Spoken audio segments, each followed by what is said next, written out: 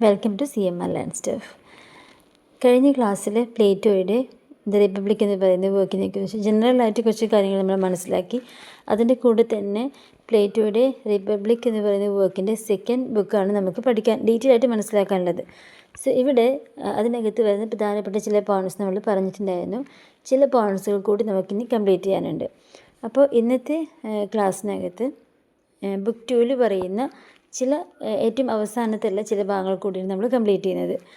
So ഇതിനകത്ത് ആദ്യം പറയുന്നുണ്ട് റോൾ ഓഫ് പോയട്രി. അതായത് ബുക്ക് 2-നകത്ത് പറയുന്ന പ്രധാനപ്പെട്ട ഒരു കാര്യം എന്ന് പറയുന്നത് മിമസിസ് എന്ന് പറയുന്ന അല്ലെങ്കിൽ ഇമിറ്റേഷനെ അടിസ്ഥാനമാക്കിയിട്ടുള്ള ചില കാര്യങ്ങളും അതുപോലെ തന്നെ പോയട്രി, അതായത് വിദ്യാഭ്യാസത്തിൽ ഉപയോഗിക്കുന്ന പോയട്രി, അതിനെക്കുറിച്ചുള്ള അദ്ദേഹത്തിൻ്റെ ആശങ്കകളുമാണ് ഈ ബുക്കിനകത്ത് പറയുന്നത്. അതായത് ഇദ്ദേഹത്തിന് പോയട്രിയെക്കുറിച്ചുള്ള അദ്ദേഹത്തിൻ്റെ അഭിപ്രായം, അല്ലെങ്കിൽ എന്തുകൊണ്ടാണ് അദ്ദേഹം പോയട്രി ഒഴിവാക്കിയത്. അപ്പോൾ അതുകൊണ്ട് തന്നെ വിദ്യാഭ്യാസത്തിൽ ഒരു പോയട്രി ഉപയോഗിക്കുന്ന സമയത്ത് അദ്ദേഹത്തിൻ്റെ ആശങ്കകൾ എന്തൊക്കെയാണ് എന്നുള്ളതൊക്കെയാണ് നമ്മളിവിടെ മനസ്സിലാക്കുന്നത്. സോ ഇവിടെ മിമസിസ് എന്ന് പറയുന്നത്, ഇമിറ്റേഷൻ എന്ന് പറയുന്നത്, ഇപ്പോൾ ഒരു കവിതയോ അല്ലെങ്കിൽ ഏതെങ്കിലും ഒരു ആർട്ട് വേറൊരാളത് ഇമിറ്റേറ്റ് ചെയ്യുന്നുണ്ടെങ്കിൽ ഇമിറ്റേഷൻ എന്ന് പറയുന്നത് ഒരാളുടെ ഇമോഷൻസിനെ ഉണർത്താനും അതുപോലെ തന്നെ അവരുടെ ഇമാജിനേഷനെ ഇൻസ്പയർ ചെയ്യാനും അതുപോലെ തന്നെ ഒരു വ്യക്തിയുടെ ലോകവീക്ഷണത്തെ സ്വാധീനിക്കാൻ കഴിയും എന്നും അദ്ദേഹം വിശ്വസിക്കുന്നുണ്ട്. അതുകൊണ്ട് തന്നെ ഒരു കവിത നമ്മൾ വായിക്കുന്നുണ്ടെങ്കിൽ അല്ലെങ്കിൽ അത് പഠിക്കുന്നുണ്ടെങ്കിൽ അതിനകത്ത് എന്തെങ്കിലും സത്യമോ അല്ലെങ്കിൽ നല്ല ഗുണങ്ങളോ നീതിയോ അതിനെ ഫോളോ ചെയ്യുന്നുണ്ടോ എന്ന് പരിശോധിക്കാൻ വേണ്ടിയിട്ട് നമ്മൾ ക്രിട്ടിക്കലി അതിനെ ഇവാലുവേറ്റ് ചെയ്യേണ്ടതുണ്ട് എന്ന് അദ്ദേഹം വിശ്വസിക്കുന്നു. മാത്രമല്ല ഇങ്ങനെ കവിതയെ നമ്മൾ ശരിയായി പരിശോധിച്ചിട്ടില്ലെങ്കിൽ അത് ഏതെങ്കിലും രീതിയിൽ തെറ്റായതോ അല്ലെങ്കിൽ തെറ്റിദ്ധരിപ്പിക്കുന്നതോ ആയിട്ടുള്ള ആശയങ്ങൾ പ്രചരിപ്പിക്കുന്നുണ്ട് അല്ലെങ്കിൽ പ്രചരിപ്പിക്കാൻ ഒരു കാരണമാകും എന്ന് അദ്ദേഹം ഭയപ്പെടുന്നു. അപ്പോൾ ആ രീതിയിൽ അദ്ദേഹം പോയട്രിയുടെ റോളിനെ കുറിച്ച് പറയുന്ന സമയത്ത് അദ്ദേഹം പോയട്രിയെ കംപ്ലീറ്റ് ആയിട്ടും ഒഴിവാക്കുകയാണ് ചെയ്യുന്നത്. അപ്പോൾ അതിൻ്റെ കാരണം എന്താണെന്നാണ് അദ്ദേഹം പറയുന്നത്. അതുകൊണ്ടാണ് കവിതയെ ശരിയായ രീതിയിൽ പരിശോധിച്ചിട്ടില്ലെങ്കിൽ, ക്രിട്ടിക്കലി ഇവാലുവേറ്റ് ചെയ്തിട്ടില്ലെങ്കിൽ, അനലൈസ് ചെയ്തിട്ടില്ലെങ്കിൽ ഏതെങ്കിലും രീതിയിൽ തെറ്റായതോ അല്ലെങ്കിൽ തെറ്റിദ്ധരിപ്പിക്കുന്നതോ ആയിട്ടുള്ള ആശയങ്ങൾ പ്രചരിപ്പിച്ചേക്കാം എന്ന് അദ്ദേഹം ഭയപ്പെടുന്നു. അദ്ദേഹത്തിന് കൂടുതലായിട്ടും എന്തെങ്കിലും മോറൽ വാല്യൂസ് ഇത് പ്രൊവൈഡ് ചെയ്യുന്നുണ്ടെങ്കിൽ ഓക്കെയാണ് എന്ന രീതിയിലായിരിക്കാം. സോ ഇവിടെ അദ്ദേഹം പറയുന്നുണ്ട് അത്തരം കവിതകളെ ഇപ്പോൾ ഏതെങ്കിലും രീതിയിൽ തെറ്റിദ്ധരിപ്പിക്കുന്നതോ അല്ലെങ്കിൽ ഒരാളെ നല്ല രീതിയിൽ നയിക്കുന്നതോ അല്ലാത്ത അല്ലെങ്കിൽ ഒരാളുടെ നല്ല ആശയങ്ങളെ കംപ്ലീറ്റ് ആയിട്ടും വ്യതിചലിപ്പിക്കുന്നതോ ആയിട്ടുള്ള കവിതകളാണെങ്കിൽ അത്തരം കവിതകൾ തീർച്ചയായിട്ടും എന്ത് ചെയ്യും, ഒരു വ്യക്തിയുടെ അയാളുടെ അറിവിൻ്റെയും അയാളുടെ ധാർമ്മികമായിട്ടുള്ള നല്ല ഗുണങ്ങളെയും ഒക്കെ ഇങ്ങനെ ഇല്ലാതെയാക്കാൻ കാരണമാവും എന്ന് അദ്ദേഹം സത്യത്തിൽ ഭയപ്പെടുന്നുണ്ട്. സോ മാത്രമല്ല he argues that poetry often shows gods and heroes doing immoral or unethical acts. അതായത് പലപ്പോഴും ഇപ്പോൾ ദേവന്മാരുടെയും അതുപോലെ വീരചരിത കൃതികളൊക്കെ ഉണ്ടാവുള്ളൂ, അതിലൊക്കെ പലപ്പോഴും ഈ കവിതകൾ പലപ്പോഴും ദേവന്മാരെയും അതുപോലെ കൃത്യങ്ങൾ ചെയ്യുന്ന വീരന്മാരെയും ഒക്കെ ഏതെങ്കിലും രീതിയിൽ അധാർമികമോ അനീതിപരമോ ആയ പ്രവൃത്തികൾ ചെയ്യുന്നവരായിട്ട് ചിത്രീകരിക്കുന്നുണ്ട് എന്നുകൂടി അദ്ദേഹം പറയുന്നുണ്ട്. അപ്പോൾ ചില കവിതകൾ അദ്ദേഹം അങ്ങനെ കണ്ടിട്ടാവാം. അപ്പോൾ അതൊക്കെ അദ്ദേഹത്തിന് അംഗീകരിക്കാൻ ബുദ്ധിമുട്ടുണ്ട്. അപ്പോൾ ഈ രീതിയിലുള്ള ചിത്രീകരണങ്ങളെല്ലാം പ്രത്യേകിച്ച് കുട്ടികളുടെ ധാർമ്മികമായിട്ടുള്ള വളർച്ചയെ ബാധിക്കും. അപ്പോൾ ചില കവിതകളിൽ ഇങ്ങനെ മഹാന്മാരെക്കുറിച്ച് അല്ലെങ്കിൽ ദേവന്മാരോ അല്ലെങ്കിൽ വീരന്മാരുടെയൊക്കെ ചരിത്രങ്ങളോ അല്ലെങ്കിൽ അവരുടെ കഥകളോ ഒക്കെ ആ രീതിയിലല്ലാതെ അവർ അനീതിയോ അല്ലെങ്കിൽ അധാർമികമായിട്ടുള്ള കാര്യങ്ങൾ ചെയ്യുന്നതായിട്ടുള്ള അങ്ങനെ ചിത്രീകരിക്കുന്ന കവിതകളുണ്ട്. അപ്പോൾ അത് ചിലപ്പോൾ കുട്ടികൾ വായിക്കുന്ന സമയത്ത് കുട്ടികളുടെ ധാർമ്മികമായിട്ടുള്ള വളർച്ചയെ മോശമായി ബാധിച്ചേക്കാം എന്നും അദ്ദേഹം പറയുന്നുണ്ട്. സോ അദ്ദേഹം വിശ്വസിക്കുന്നത് education should be guided by reason and the search for truth. തീർച്ചയായിട്ടും വിദ്യാഭ്യാസം എന്ന് പറയുന്നത് യുക്തിയും സത്യാന്വേഷണവും കൊണ്ട് ഉള്ളതാവണം എന്നാണ് അദ്ദേഹം വിശ്വസിക്കുന്നത്. അല്ലാതെ ഇപ്പോൾ ചില കവിതകൾ വായിച്ചിട്ട് കുട്ടികളെ ധാർമ്മികമായ വിശ്വാസങ്ങളിൽ നിന്ന് വ്യതിചലിപ്പിക്കുന്ന ഒന്നാവരുത്. വിദ്യാഭ്യാസം എന്ന് പറയുന്നത് education should be guided by reason and the search for truth. തീർച്ചയായിട്ടും വിദ്യാഭ്യാസം യുക്തിപരവും അതുപോലെ തന്നെ സത്യ അന്വേഷണത്തിൻ്റെ മാർഗത്തിലും ആയിരിക്കണം. അപ്പോൾ പോയട്രി കൊണ്ട് വലിയ കാര്യമൊന്നുമില്ല, അല്ലെങ്കിൽ ജനങ്ങളെ തെറ്റിദ്ധരിപ്പിക്കുന്നതോ തെറ്റിദ്ധാരണ ഉണ്ടാകുന്നതോ അല്ലെങ്കിൽ നമ്മൾ നല്ലവരെന്ന് വിശ്വസിക്കുന്ന അല്ലെങ്കിൽ നല്ല രീതിയിൽ കൊണ്ടുപോകുന്ന പല ക്യാരക്ടേഴ്സിനെയും മോശമായി ചിത്രീകരിക്കുന്നതിലൂടെ വായിക്കുന്ന ആളുകൾ കുട്ടികളാണെങ്കിൽ അവരുടെ ഉള്ളിൽ ധാർമ്മികമായ അല്ലെങ്കിൽ സത്യപരമായ കാര്യങ്ങളെ ഇല്ലാതെയാക്കുന്ന രീതിയിലേക്ക് കുട്ടികളെ മാറ്റാൻ ഇതിന് കഴിയുന്നത് കൊണ്ട് അത്തരം കവിതകളെല്ലാം അദ്ദേഹം എതിർക്കുന്നുണ്ട്. അതുകൊണ്ട് തന്നെ അദ്ദേഹം പറയുന്നുണ്ട്, ഒരു കവിതയ്ക്കകത്ത് ഈ മിമസിസ് സൃഷ്ടിക്കുന്ന, അതായത് ഇപ്പോൾ മിമസിസ് പറഞ്ഞ ഇമിറ്റേഷൻ അല്ലേ, അപ്പോൾ അത് സൃഷ്ടിക്കുന്ന, അതിപ്പോൾ ഇമോഷണലി ആവാം അല്ലെങ്കിൽ ഏതെങ്കിലും രീതിയിലുള്ള മിഥ്യാധാരണകൾ കൊണ്ടാവാം, ഇല്യൂഷനൊക്കെ കൊണ്ടാവാം. അതൊക്കെ ആളുകൾ സ്വാധീനിക്കപ്പെടുന്നതിനെ അദ്ദേഹം കംപ്ലീറ്റ് ആയിട്ടും എതിർക്കുകയാണ് ചെയ്തത്. ഇപ്പോൾ എന്തുകൊണ്ടാണ് പ്ലേറ്റോ പോയട്രിയെ എതിർക്കുന്നത് എന്ന് അദ്ദേഹം വ്യക്തമായിട്ട് ഇവിടെ പറയുന്നുണ്ട്. നെക്സ്റ്റ് പറയുന്നത് ദ പവർ ഓഫ് മിമസിസ്. ഒരു മിമസിസിൻ്റെ ഇമിറ്റേഷൻ്റെ ശക്തി എന്താണ്? ആദ്യം പറയുന്നു, Plato recognises that mimesis has a powerful effect on how people think and feel. അതായത് ആളുകളുടെ ചിന്തയെയും അവരുടെ ഇമോഷൻസിനെയും ഒക്കെ വളരെ ശക്തമായി ഇത് സ്വാധീനിക്കുന്നുണ്ട് എന്ന് അദ്ദേഹം മനസ്സിലാക്കുന്നുണ്ട്. ദെൻ നെക്സ്റ്റ് പറയുന്നത്, ഒരാളുടെ ചിന്തകളെയും ആഗ്രഹങ്ങളെയും ആഴത്തിൽ ബാധിക്കുന്ന ഒരു ജീവസുറ്റ അനുഭവം നൽകുന്ന ഒന്നാണ് mimesis. Mimesis gives a deep and immersive experience that affects thoughts and desires.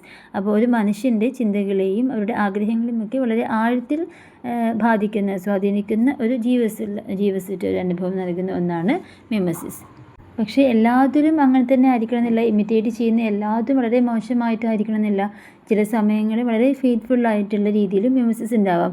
അങ്ങനെ വളരെ വിശ്വസ്തമായ മിമസിസ്, അതല്ലെങ്കിൽ ഇമിറ്റേഷൻ ചെയ്യുന്ന സമയത്ത് അല്ലെങ്കിൽ ഒരാളതിനെ അംഗീകരിക്കുന്നുണ്ടെങ്കിൽ അത് നല്ല രീതിയിൽ നല്ല കാര്യങ്ങൾ മാത്രം കൊണ്ടുവരിക, അല്ലെങ്കിൽ അത് മനുഷ്യരുടെ ചിന്താഗതിക്ക് ഹാംഫുള്ളായ ഒന്നും അതിനകത്തില്ല എന്നുണ്ടെങ്കിൽ തീർച്ചയായിട്ടും അങ്ങനെയുള്ള മിമസിസ് ഒരുപാട് ധാരണയും അതുപോലെ സഹാനുഭൂതിയും ഒക്കെ ഉണ്ടാക്കുന്ന ഒന്നായിരിക്കും. അപ്പോൾ എല്ലാ മിമസിസ് ഇമിറ്റേഷൻ എന്ന് പറയുന്നത് ഒരു കവിതയിലൂടെയോ കഥയിലൂടെയോ സ്റ്റോറിയിലൂടെയോ വരുന്ന മിമസിസ് എന്ന് പറയുന്നത് എല്ലാത്തിലും നെഗറ്റീവ് സൈഡ് മാത്രമല്ല ഉണ്ടാകുന്നത്, പോസിറ്റീവ് സൈഡും ഉണ്ട്. അതിൽ നല്ല രീതിയിലാണ് ഇതെല്ലാം വരുന്നതെങ്കിൽ അതിനതിൻ്റേതായിട്ടുള്ള പോസിറ്റീവായിട്ടുള്ള ഗുണങ്ങളും ഉണ്ട് എന്ന് അദ്ദേഹം വിശ്വസിക്കുന്നു. ഇനി ഡിസ്റ്റോർട്ടഡ് മിമസിസ്, അതായത് നെഗറ്റീവ് സൈഡ് പറയുന്ന മിമസിസിൻ്റെ. Plato warns against distorted mimesis that manipulates emotions and shows a false version of reality.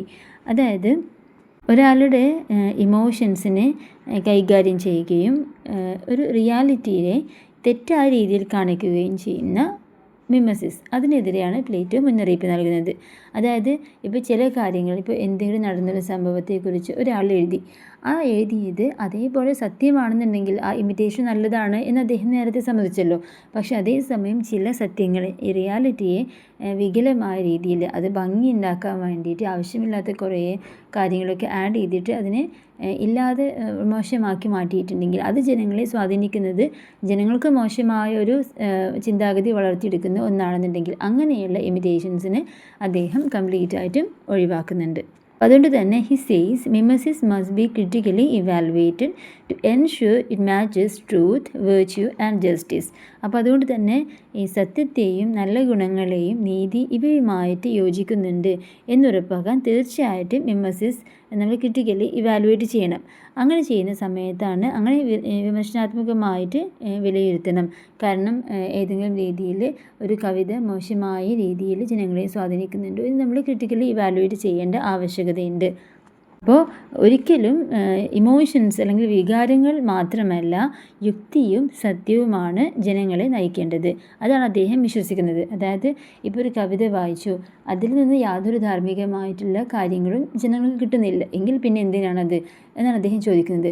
അപ്പോൾ ഇവിടെ ഇമോഷൻസ് ഒരു ജനങ്ങളെ ഇങ്ങനെ ചേർത്ത് വെക്കേണ്ടതില്ല. ഇമോഷൻസിലല്ല ഒരു വായിക്കുന്ന ഒരാൾ കുടുങ്ങിക്കിടക്കേണ്ടത്. തീർച്ചയായിട്ടും കവിത അല്ലെങ്കിൽ ഏതൊരു ആർട്ടും തീർച്ചയായിട്ടും യുക്തിയും സത്യവുമാണ് ആളുകളെ നയിക്കേണ്ടത്, അല്ലാതെ ഇമോഷൻസ് അല്ല എന്നാണ് അദ്ദേഹത്തിൻ്റെ വിശ്വാസം. ആ രീതിയിൽ അദ്ദേഹം ചിന്തിക്കുന്ന സമയത്താണ് അദ്ദേഹം ഇങ്ങനെയൊക്കെ പറയുന്നത്. അപ്പോൾ അതിൻ്റെ വർക്കിൽ അദ്ദേഹത്തിൻ്റെ മെയിനായിട്ടും അദ്ദേഹം പറയുന്നത് ഇതാണ്: ഇമോഷൻസ് കൊണ്ട് പ്രയോജനമില്ല, മറിച്ച് ഏതൊരു ആർട്ടും ഒരു വ്യക്തിയെ നയിക്കേണ്ടത് യുക്തിയും അതേപോലെ സത്യവും നീതിയും ഒക്കെയാണ്. അദ്ദേഹം ലാസ്റ്റ് പറയുന്നുണ്ട്, he stresses that mimesis in education is important for moral and intellectual growth. Which leads to a fair and harmonious society. അപ്പോൾ ധാർമ്മികവും ഇതുപോലെ ബൗദ്ധികവുമായിട്ടുള്ളൊരു വളർച്ചയ്ക്കും നീതിയുള്ളതും അല്ലെങ്കിൽ നീതിയോട് യോജിക്കുന്നതുമായിട്ടുള്ള ഒരു സമൂഹം ക്രിയേറ്റ് ചെയ്യാനുമൊക്കെ വിദ്യാഭ്യാസത്തിലെ മിമസിസ് വളരെയധികം പ്രധാനമാണ്. അപ്പോൾ മിമസിസ് വളരെ ഇമ്പോർട്ടൻ്റ് ആണ്. പക്ഷേ അത് നീതിയുക്തമായിരിക്കണം, ഇമോഷൻസ് കൊണ്ട് കീഴ്പ്പെടുത്തുന്നതാവരുത്, യുക്തിയും നീതിയും സത്യവും ഒക്കെ അടിത്തറയായി വരുന്ന ഒന്നാവണം എന്ന് അദ്ദേഹം അവകാശപ്പെടുന്നു. അപ്പോൾ അദ്ദേഹത്തിൻ്റെ അഭിപ്രായത്തിൽ ഈ മിമസിസ് എന്ന് പറഞ്ഞു കഴിഞ്ഞാൽ, മിമസിസ് എന്ന് പറയുന്നത് ഇമിറ്റേഷനാണ്. അപ്പോൾ ഇമിറ്റേഷൻ എന്ന് പറഞ്ഞാൽ ഇവിടെ നടക്കുന്ന എല്ലാ കലകളും ഒരു തരത്തിൽ അനുകരണമാണ്. ഈ അനുകരണം ഒരു വിദ്യാഭ്യാസപരമായി നോക്കുകയാണെങ്കിൽ വലിയ പ്രയോജനമൊന്നുമില്ല. ഇനി ബൈ ചാൻസ് അങ്ങനെ ഈ അനുകരണം ഉണ്ടെങ്കിൽ അത് ഏറ്റവും പോസിറ്റീവായ രീതിയിലായിരിക്കണം. അത് ഒരിക്കലും ഇമോഷൻസ് കൊണ്ട് ജനങ്ങളെ കീഴ്പ്പെടുത്തരുത്, അല്ലെങ്കിൽ സത്യം അനീതി ഇവയെ തെറ്റിദ്ധരിപ്പിക്കുന്ന രീതിയിൽ കൊണ്ടുപോകരുത്, അല്ലെങ്കിൽ ഒരു റിയാലിറ്റിയെ തെറ്റായി കാണിക്കുന്ന രീതിയിൽ ചിത്രീകരിക്കരുത്. ഇതൊന്നുമില്ലാതെ പോസിറ്റീവായ രീതിയിൽ യുക്തിയും അതുപോലെ സത്യവും നീതിയും എല്ലാം ചേർത്ത് വെച്ചിട്ടാണ് അനുകരണങ്ങളുള്ളതെങ്കിൽ അത് നല്ലതാണ് എന്ന് അദ്ദേഹം പറയുന്നുണ്ട്. നെക്സ്റ്റ് പറയുന്നത് critic of poetry. The republic എന്ന് പറയുന്ന അദ്ദേഹത്തിൻ്റെ വർക്കിനകത്ത് അദ്ദേഹം കവികളെയും കവിതയെയും ഒക്കെ എതിർക്കുന്നുണ്ട്, അല്ലെങ്കിൽ അതിന് നെഗറ്റീവായിട്ട് സമൂഹത്തെ ബാധിക്കുമെന്നൊക്കെ അഭിപ്രായം അദ്ദേഹത്തിനുണ്ട് എന്ന് നമ്മൾ പറഞ്ഞല്ലോ. അപ്പോൾ അതിനെക്കുറിച്ചിട്ടുള്ള ചില പോയിൻറ്റ്സുകളാണ് ഇനി പറയുന്നത്. ആദ്യം പറയുന്നത് ചലഞ്ചിങ് പോയറ്റ്സ്, അതായത് അദ്ദേഹം കവികളെ വെല്ലുവിളിക്കുന്നുണ്ട്. അതായത് കവിതയെ നേരിട്ട് വിമർശിക്കുകയും സമൂഹത്തിലെ കവികളുടെ പങ്കിനെ ചോദ്യം ചെയ്യുകയും, അതായത് എന്താണ് ഇപ്പോൾ ഒരു സമൂഹത്തിലൊരു കവിക്കുള്ള പങ്ക്, എന്താണ് അവർ സമൂഹത്തിന് കൊടുക്കുന്നത്, അതിനെക്കുറിച്ച് അദ്ദേഹം ചോദ്യം ചെയ്യുന്നുണ്ട്. അതുപോലെ തന്നെ അവരെ വിമർശിക്കുകയും ചെയ്യുന്നുണ്ട്. Next point problem with poetry. അദ്ദേഹം പറയുന്നുണ്ട് കവിതയിലെ പ്രശ്നത്തെക്കുറിച്ച്. അതായത് ഒരു കവി അവരുടെ കവിതകളിൽ കൂടുതലായിട്ടും ഇമോഷൻസ്, അതുപോലെ തന്നെ ദുർഗുണങ്ങൾ, അതായത് വൈസസ്, അല്ലെങ്കിൽ ഏതെങ്കിലും ഇമ്മോറലായിട്ടുള്ള കാര്യങ്ങൾ, അധാർമികമായിട്ടുള്ള ബിഹേവിയറൊക്കെ കൂടുതലായിട്ടും ഇങ്ങനെ അതിശയോക്തിയൊക്കെ കലർത്തി അങ്ങനെയൊക്കെ ഒരു കവി അത് കൊണ്ടുവരുന്നത് അവരുടെ കവിതയിലൂടെ. അങ്ങനെയുള്ള കവികളെയും കവിതയെയുമാണ് അദ്ദേഹം എതിർക്കുന്നത്, അല്ലെങ്കിൽ അങ്ങനെയുള്ള കവിതകൾ പ്രശ്നമാണ് സമൂഹത്തിന് എന്ന് അദ്ദേഹം പറയുന്നുണ്ട്. അപ്പോൾ മിക്ക കവികളും poets often give priority to pleasure and entertainment instead of moral and intellectual values. അതായത് അദ്ദേഹം പറയുകയാണ് മിക്ക കവികളും അവരുടെ വർക്കിനകത്ത് കവിതകൾക്കകത്ത് ധാർമ്മികമായിട്ടും ഭൗതികമായിട്ടുള്ള മൂല്യങ്ങൾക്ക് പകരം കൂടുതലായിട്ടും എൻ്റർടൈൻമെൻറ്റിന് വേണ്ടിയിട്ടും അല്ലെങ്കിൽ പ്ലെഷറിന് വേണ്ടിയിട്ടുമുള്ള ആശയങ്ങളാണ് കൂടുതലായിട്ടും കൊടുക്കുന്നത്. അത് എന്താണ് സമൂഹത്തിന് പ്രത്യേകിച്ച് ഗുണം നൽകുന്നത് എന്നാണ് അദ്ദേഹം പറയുന്നത്. അപ്പോൾ അതുകൊണ്ട് തന്നെ അദ്ദേഹം ചോദിക്കുന്നുണ്ട്, ക്വസ്റ്റ്യൻ ഓഫ് റെസ്പോൺസിബിലിറ്റി. അദ്ദേഹം ചോദിക്കുന്നുണ്ട്, ഈ കവികൾക്ക്, ഇത്തരം കവിതകൾ കൊണ്ടുവരുന്ന കവികൾക്ക് സമൂഹത്തോട് യഥാർത്ഥത്തിൽ എന്തെങ്കിലും ഉത്തരവാദിത്തമുള്ളവരാണോ? അവരുടെ കൃതികളിൽ ആളുകളെ പഠിപ്പിക്കുകയും പ്രചോദനമുണ്ടാക്കുകയും ചെയ്യുന്ന എന്തെങ്കിലും ഉണ്ടോ എന്ന് അദ്ദേഹം ചോദിക്കുകയാണ്. അതുകൊണ്ട് തന്നെ പ്ലേറ്റോയുടെ അഭിപ്രായത്തിൽ ഒരു കവിതയുടെ ലക്ഷ്യം ഹയർ പർപ്പസ് ഫോർ പോയട്രി. അദ്ദേഹം ഒരു കവിതയുടെ ഉയർന്ന ലക്ഷ്യത്തെക്കുറിച്ച് പറയുന്നുണ്ട്. He says poet should align their work with truth, virtue and justice. അതായത് കവികൾ അവരുടെ കൃതികളിൽ സത്യവും സദ്ഗുണങ്ങളും നീതി ഇവയൊക്കെ യോജിപ്പിച്ചുകൊണ്ടുള്ള കവിതകളാണ് കൊണ്ടുവരേണ്ടത്. അതാണ് സമൂഹത്തിന് ആവശ്യം, അല്ലാതെ എൻ്റർടൈൻമെൻറ്റ് പ്ലഷറൊന്നുമല്ല ആവശ്യം എന്ന് അദ്ദേഹം പറയുന്നുണ്ട്.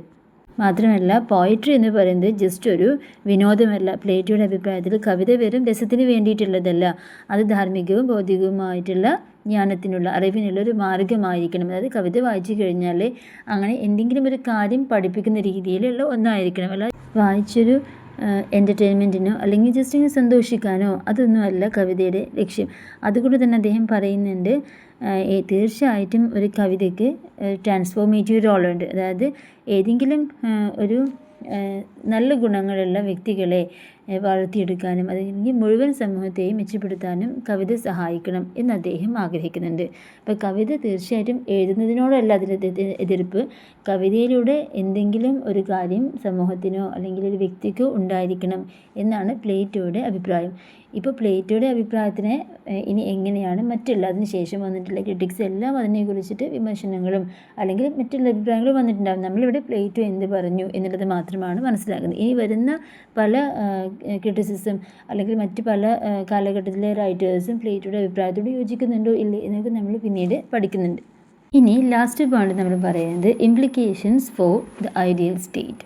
ആദ്യം പറയുന്നത് സെൻസർഷിപ്പ് ഫോർ മിമസിസ്. അതായത് Plato says mimesis must be censored and controlled in the ideal state to stop the spread of false or harmful ideas. അതായത് മിമസിസ് എന്ന് പറയുന്ന അനുകരണമാണ്. നമ്മൾ പറഞ്ഞല്ലോ, പലതിനെയും അനുകരിക്കുന്നുണ്ട്, സമൂഹത്തിന് നന്നല്ല എന്നാണ് അദ്ദേഹം പറയുന്നത്. കല എന്ന് പറയുന്നത് അനുകരണമാണ്, അത് പ്രത്യേകിച്ച് സമൂഹത്തിനോ ഒരു വ്യക്തിക്കോ യാതൊരു പ്രാധാന്യമില്ലാത്ത ഒന്ന് എന്നാണല്ലോ അദ്ദേഹം പറയുന്നത്. അതുകൊണ്ട് തന്നെ ഒരു ഐഡിയൽ സ്റ്റേറ്റ് ഉണ്ടാക്കാൻ അദ്ദേഹം പറയുന്നുണ്ട്, തീർച്ചയായിട്ടും മിമസിസ് ഒന്നുകിൽ സെൻസർ ചെയ്യുകയോ അല്ലെങ്കിൽ കൺട്രോൾ ചെയ്യുകയോ വേണം. അതുമാത്രമല്ല, അങ്ങനെ ചെയ്താൽ മാത്രമാണ് തെറ്റായതോ അല്ലെങ്കിൽ ഏതെങ്കിലും രീതിയിൽ ഹാംഫുള്ളായിട്ടുള്ള ആശയങ്ങൾ പ്രചരിപ്പിക്കുന്നതിൽ നിന്ന് തടയാൻ കഴിയുകയുള്ളൂ എന്ന് അദ്ദേഹം പറയുന്നുണ്ട്. അപ്പോൾ ചില കവിതകൾ, ചില കലകളൊക്കെ ഏതെങ്കിലും രീതിയിൽ തെറ്റായ ആശയം പ്രചരിപ്പിക്കുന്നുണ്ടെങ്കിൽ അങ്ങനെയുള്ള അനുകരണങ്ങളുള്ള കഥകളോ അല്ലെങ്കിൽ കലകളെ കംപ്ലീറ്റ് ആയിട്ടും സെൻസർ ചെയ്യുകയോ അല്ലെങ്കിൽ കൺട്രോൾ ചെയ്യുകയോ ചെയ്യണം. നെക്സ്റ്റ് പറയുന്നത് റോൾ ഓഫ് ഗാർഡിയൻസ്. ഇങ്ങനെ ഈ ഒരു കാര്യം, അതായത് ഒരു സ്റ്റേറ്റിനെ പ്രൊട്ടക്റ്റ് ചെയ്യുന്നതിലും രൂപീകരിക്കുന്നതിലും ഇങ്ങനെ ഗാർഡിയൻസിന്, തീർച്ചയായിട്ടും സോൾജിയേഴ്സിനോ അല്ലെങ്കിൽ കാവൽക്കാർക്ക് പ്രത്യേക പങ്കുണ്ട്. ആരാണോ രാഷ്ട്രം നല്ല രീതിയിൽ മുന്നോട്ട് കൊണ്ടുപോകുന്നത് അല്ലെങ്കിൽ നല്ല രീതിയിൽ മുന്നോട്ട് കൊണ്ടുപോകാൻ സഹായിക്കുന്ന ആരാണോ അവർക്കാണ് ഈ സമൂഹത്തിൽ നടക്കുന്ന ഇത്തരം, അതിപ്പോൾ ഇവിടെ കലയെക്കുറിച്ച് പറയുന്നത് അല്ലാതെ എല്ലാ രീതിയിലും തെറ്റായ ആശയങ്ങൾ പ്രചരിപ്പിക്കുന്ന സാഹചര്യങ്ങൾ വരുമ്പോൾ അതിനെയെല്ലാം കൺട്രോൾ ചെയ്യുന്നതിൽ ഇവർക്ക് വളരെയധികം പങ്കുണ്ട്. ഇപ്പോൾ സോൾജിയേഴ്സ് എന്ന് മാത്രമല്ല, ആരാണോ ഒരു രാഷ്ട്രത്തിൻ്റെ കൺട്രോൾ ചെയ്യുന്നവർ അവർക്കാണ് ആ രാഷ്ട്രം ഒരു ഐഡിയൽ സ്റ്റേറ്റായി മാറാൻ എന്തെല്ലാം കാര്യങ്ങൾ ചെയ്യണം, അതിന് ഇത്തരം ചില കാര്യങ്ങൾ വരുന്നുണ്ടെങ്കിൽ അതിനെ കൂടി കൺട്രോൾ ചെയ്യാനും സെൻസർ ചെയ്യാനും അവർക്ക് അധികാരമുണ്ട് അല്ലെങ്കിൽ അവകാശമുണ്ട്, കടമകളുണ്ട്. നെക്സ്റ്റ് പറയുന്നുണ്ട് moulding citizens. He believes in actively shaping citizens believes and values to controlled artistic expression. അതായത് ഒരു പൗരന്മാരെ രൂപപ്പെടുത്തിയെടുക്കുന്നതിൽ വളരെ ഇപ്പോൾ കൺട്രോൾഡ് ആയിട്ടുള്ള കലാപരമായ പ്രകടനത്തിലൂടെ പൗരന്മാരുടെ വിശ്വാസങ്ങളെയും മൂല്യങ്ങളെയും നല്ല രീതിയിൽ രൂപപ്പെടുത്തിയെടുക്കുന്നതിൽ സഹായകമാവുമെന്ന് അദ്ദേഹം വിശ്വസിക്കുന്നുണ്ട്.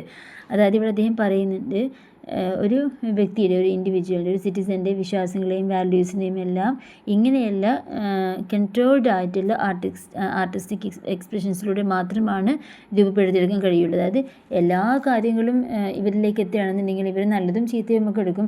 ചില ആളുകൾ ചീത്തതിനെയും അംഗീകരിക്കും, ചില ആളുകൾ അതിനെ ഒഴിവാക്കും. അപ്പോൾ നമുക്ക് പറയാൻ പറ്റില്ല ആരാണ് എന്തിനെ എടുക്കുക എന്നുള്ളത്. അപ്പോൾ ഇത് പ്ലേറ്റോയുടെ അഭിപ്രായമാണ് നമ്മൾ പറയുന്നത്. പ്ലേറ്റോ പറയുന്നത് ഇങ്ങനെ കൺട്രോൾഡ് ആയിട്ടുള്ള രീതിയിലാണെങ്കിൽ, ഒരു കൺട്രോൾഡ് ആർട്ടിസ്റ്റിക് എക്സ്പ്രഷൻ ആണെങ്കിൽ തീർച്ചയായിട്ടും അത് ഒരു സിറ്റിസനെ മോൾഡപ്പ് ചെയ്തെടുക്കുന്നതിൽ അത് സഹായകമാകുമെന്നാണ് അദ്ദേഹം വിശ്വസിക്കുന്നത്. ലാസ്റ്റ് അദ്ദേഹം പറയുന്നുണ്ട്, the aim is to create an ideal state where mimesis helps in building virtuous individuals and ensures the overall well-beings of society. ഇദ്ദേഹം ഇതൊക്കെ പറയുന്നത് എന്തിനാണ്? ഒരു ഐഡിയൽ സ്റ്റേറ്റ് ക്രിയേറ്റ് ചെയ്യാനാണ്. അതായത് മിമസിസ് നല്ല ഗുണങ്ങളുള്ള വ്യക്തികളെ വളർത്തിയെടുക്കാനും സമൂഹത്തിൻ്റെ മൊത്തത്തിലുള്ള ക്ഷേമം ഉറപ്പാക്കാനും സഹായിക്കുന്ന ഒരു ഐഡിയൽ സ്റ്റേറ്റ് സൃഷ്ടിക്കുക എന്നാണ് അദ്ദേഹത്തിൻ്റെ ലക്ഷ്യം. അപ്പോൾ ഈ ഒരു ഐഡിയൽ സ്റ്റേറ്റ് സൃഷ്ടിക്കാൻ വേണ്ടിയിട്ടാണ് അദ്ദേഹം എല്ലാ രീതിയിലും ഇങ്ങനെയുള്ള കാര്യങ്ങൾ പറയുന്നത്. അപ്പോൾ തീർച്ചയായിട്ടും അദ്ദേഹം ഉദ്ദേശിക്കുന്നത് എന്താണ്? ഒരു ഐഡിയൽ സ്റ്റേറ്റ് ക്രിയേറ്റ് ചെയ്യണം, അല്ലേ? അപ്പോൾ അവിടെ ഏതെല്ലാം രീതിയിൽ നെഗറ്റീവായ കാര്യങ്ങൾ വരുന്നോ അതിനെ എല്ലാം ഒഴിവാക്കണം, എന്നാലാണ് ഐഡിയൽ സ്റ്റേറ്റ് ഉണ്ടാവുകയുള്ളൂ. ഇവിടെ അദ്ദേഹം ആർട്ടിനെ, ലിറ്ററേച്ചറിനെ, പോയിട്രിനെയൊക്കെയാണ് എടുത്ത് പറയുന്നത്. അപ്പോൾ അങ്ങനെയുള്ള ഇപ്പോൾ പോയിട്രി ആണെങ്കിലും മറ്റേതൊരു കലയാണെങ്കിലും അനുകരണമാണ്. ആ അനുകരണം ഒരിക്കലും സമൂഹത്തെ നന്നാക്കില്ല. അപ്പോൾ അതിനകത്ത് എന്തെങ്കിലും നെഗറ്റീവായിട്ടുള്ള കാര്യങ്ങളുണ്ടെങ്കിൽ അതിനെ കംപ്ലീറ്റ് ആയിട്ടും കൺട്രോൾ ചെയ്ത് നല്ല രീതിയിൽ മുന്നോട്ട് കൊണ്ടുപോയി ഒരു ഇൻഡിവിജ്വലിനെ നല്ല രീതിയിൽ നീതിയുക്തമായി വളർത്തിയെടുക്കുന്ന രീതിയിലൊക്കെ പോയാൽ മാത്രമാണ് ഒരു ഐഡിയൽ സൊസൈറ്റി ഉണ്ടാവുകയുള്ളൂ എന്ന് അദ്ദേഹം പറയുന്നു. അപ്പോൾ ഇത്രയും കാര്യങ്ങളാണ് പ്ലേറ്റോയുടെ ദ റിപ്പബ്ലിക് എന്ന് പറയുന്ന വർക്കിനകത്ത് പ്രധാനമായിട്ടും വരുന്നത്. Thank you so much.